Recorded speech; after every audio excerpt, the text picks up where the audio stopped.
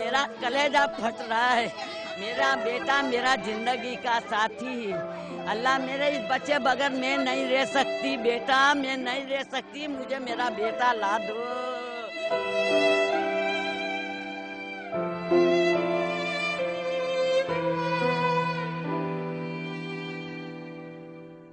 ये बूढ़ी माँ अब भी मुंतजिर है अपने लाल की, जो खुद अपनी 2 मासूम बच्चियों के लिए रोजी कमाने फैक्ट्री गया और फिर वापस ना आया।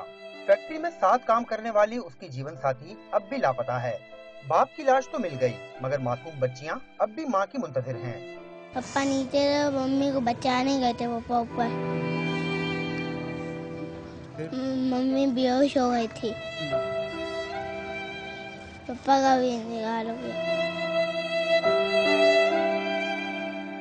36 घंटों से अस्पतालों और मुर्दा खानों की खाक छानते अजीज व खारिब अब थक हार कर बैठ गए हैं, मगर अब भी मुंतजिर हैं कि कहीं से बच्चियों को माँ तो मिल जाए। 3 छोटे छोटे बच्चे हैं, उनका कौन होगा?